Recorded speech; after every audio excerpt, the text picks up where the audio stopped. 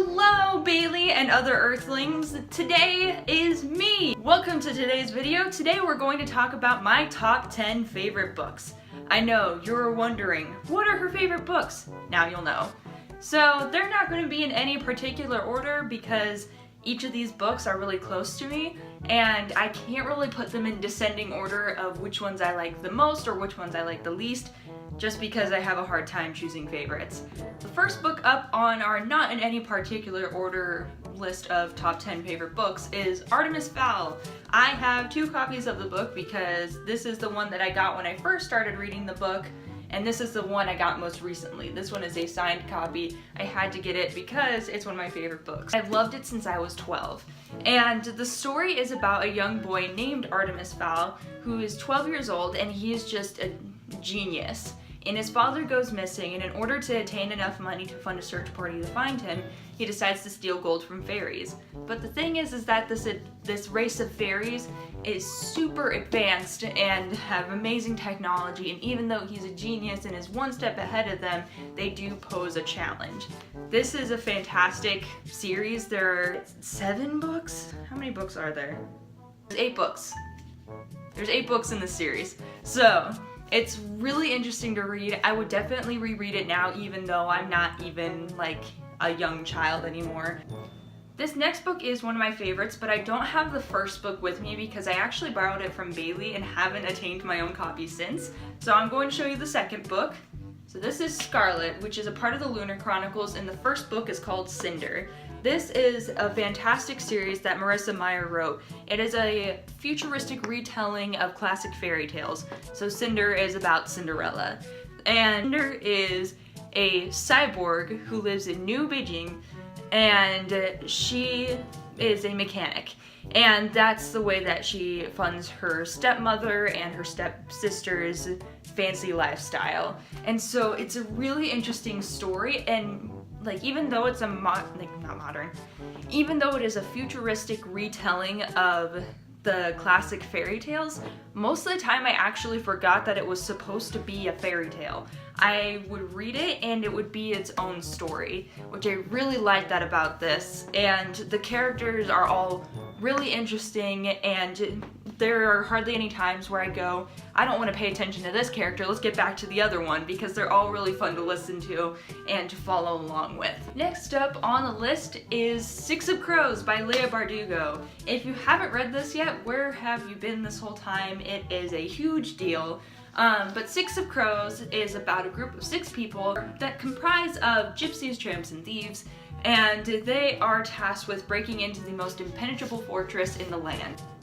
It's hard to explain this story because it's just so intricately woven. The characters are each really unique and really fascinating, and they have like really witty banter, and it's just so fun to listen to them and to follow them on their journey. So do yourself a favor and read this book. Next up on the list of books is Scythe by Neal Shusterman. I'm going to say this about every single one of these books.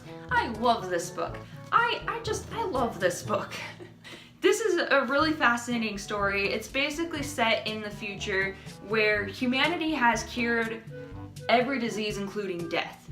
And the only way that people die now is by the hand of scythes. And scythes are part of this group called the Scythedom. And the Scythedom are like government-sanctioned killers, basically. They have to control the population.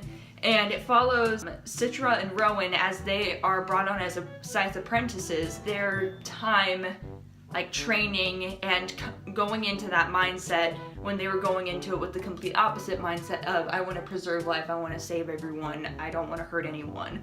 So it's really cool to see how they change over time, and it's really cool to kind of get into the mindset of a scythe and wonder yourself, like, what would you do in their situation? I forget to breathe. Okay.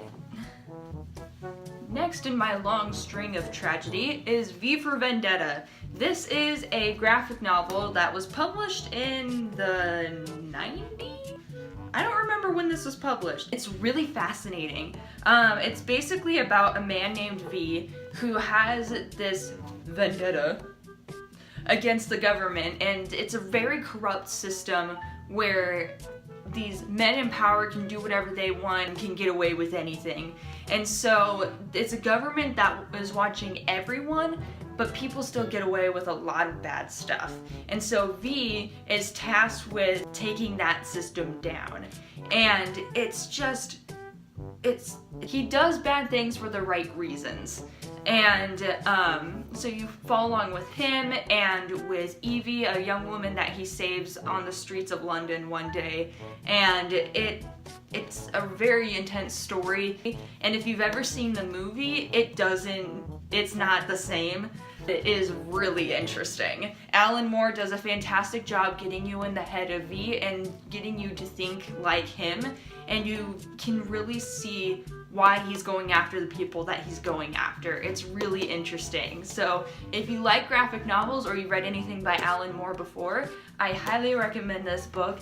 It is so interesting, and getting through a graphic novel is really easy because you're looking at pictures and reading dialogue. It's super fast read. I read this in one day. Next up, I got rid of the dust jacket for this. I went through a phase where I just got rid of the dust jackets on my book because I'm like, I'm never gonna put them back on. And now I keep them, but then there's like this hole in my shelf of books that don't have dust jackets. And anyway, next up is Virals by Kathy Reichs. Here, I'll show you the spine. Virals, Kathy Reichs. Kathy Reichs is the author of the Bones series, and if you've ever watched Bones, you know that it's about a forensic anthropologist named Temperance Brennan. And Virals is a series that follows the niece of Temperance Brennan, and it's a really fun story. This is actually a book that Bailey was getting rid of, and she said, hey, do you want this? And I thought it looked interesting, and it is. Virals follows along with Tori. Tori is a young girl living in Charleston with her father, and he is a scientist for this remote island lab. And one day, her and her friends break into the lab to find a dog there, and they feel so sad for the dog that they break it out of the lab but end up contracting some sort of virus that they were testing on the animal. It sounds sad, but it's a really interesting story, and the virus like changes them. And it's fun to read. My mom hated reading this. I tried to get her to read it and she said, no, she just keeps making dumb mistakes. I don't like that. And I'm like, I know, that's what makes it interesting. So basically Tori just does a lot of stupid stuff, and her friends try to talk her out of it, but they end up letting her get away with it. But it makes it more interesting to read because it's just kind of like, why are you doing that? But you want to see what happens to them. There are five or six, I can't remember. It's been a while since I've read this. And it's really fun to see how they change throughout the books. Not a lot. There's not a lot of change, especially with their character growth, but there is change. As a significant change of pace from our action-packed tales and heroism and just dark sadness is Between the Lines by Jodi Picoult and Samantha Van Leer. This is such a fun book. I had a friend recommend it to me when I was in high school, and it's basically the story of a girl named Delilah who is kind of a loner. She doesn't have a lot of friends, but she really enjoys reading this fairy tale book that she found in the library. She ends up really liking the main prince that's shown in the fairy tale book. I believe his name is Oliver. It's been a while since I read this. And she falls in love with Oliver and soon finds out that the characters between the lines of the pages are more real than she thought. I recommend this a lot to people when they come into the store that I work at. Delilah is really, really interesting and very relatable because, I mean, what character have we not fallen in love with while reading? I mean, I've never done that. But this is a very fun book. Probably shouldn't have done that. Getting close to the end here. Here we go. Next up is Sky in the Deep by Adrienne Young. This is a newer release. It released back in April, so it hasn't been out for almost been a year now. But Sky in the Deep is the tale of a girl named Eoin who is part of a clan called the Aska. She was raised to be a warrior and to protect her people and her pride. And one day out on the battlefield, she runs into someone who she thought long dead and has to deal with, does she trust them again, or does she totally turn her back on them because they disgraced her clan? It's a really interesting story. I love Adrienne's writing. This is her first book. I love her writing because she pours her heart and emotion into everything, and if you ever get the chance to meet her, she is the sweetest person you could ever meet. Next up is The Splintered Silence by Kayla Olson. I mentioned this book in our last video when we did our 20 questions. The Splintered Silence is about a girl named Leigh who lives on a space station where half of the population has died off from a mysterious virus, and all that's left is the children of the people who died. Leigh is the daughter of the space station's captain, and she becomes the leader by default almost. And so she has to lead everyone in the station while trying to figure out what happened to her parents, how they're going to get more supplies, and figure out what happened to a girl that mysteriously is found dead. And so it is such a fascinating sci-fi mystery novel. I got to meet Kayla at her author signing for this book. She has another book called Sandcastle Empire, which I haven't gotten around to yet just because there's so much to read.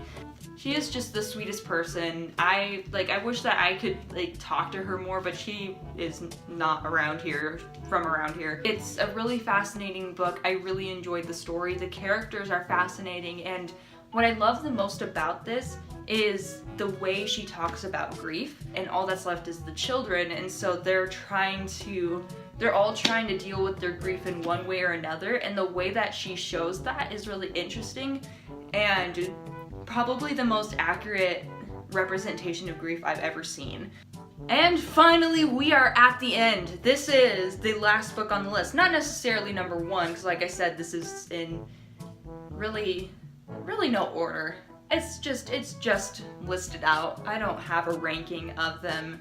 I can't do that. Last but not least is Hitchhiker's Guide to the Galaxy by Douglas Adams. This is a special edition that I got at Barnes & Noble. A friend of mine recommended it to me and quoted it all the time when we were kids, and I never understood what he was talking about. And turns out he's only seen the movie, so ha.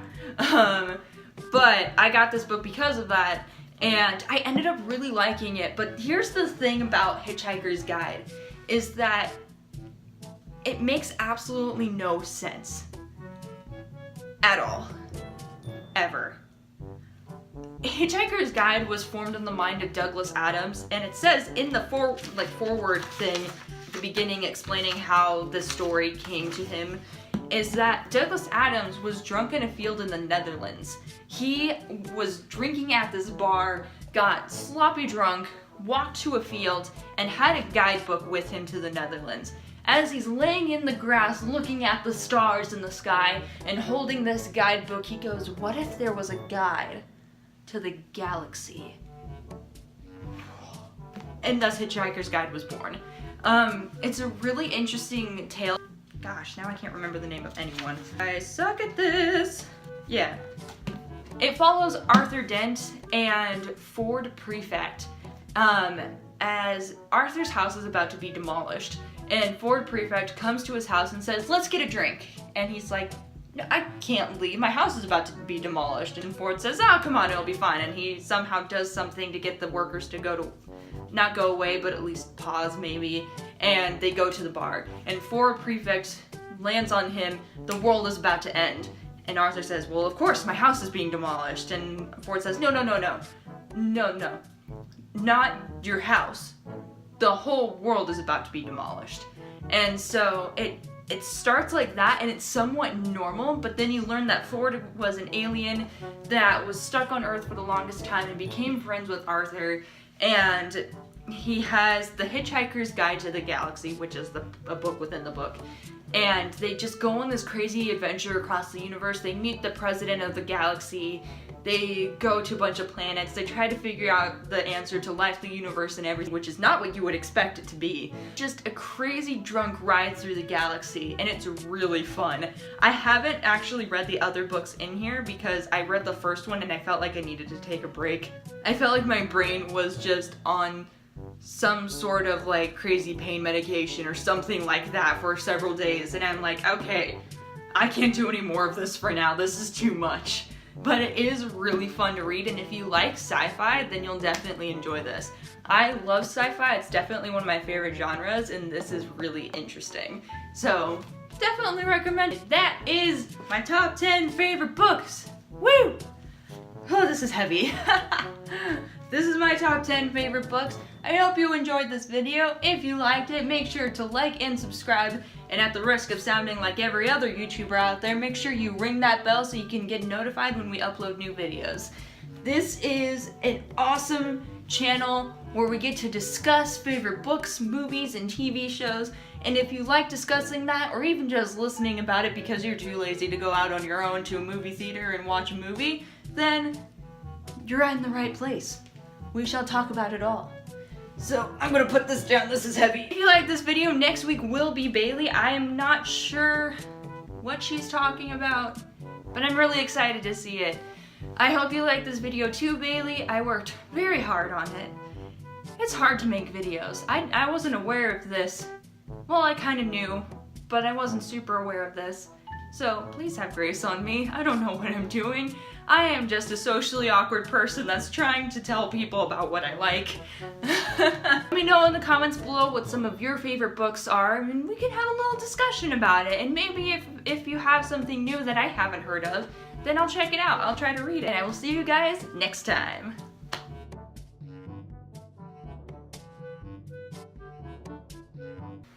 Should I carry this back to my room?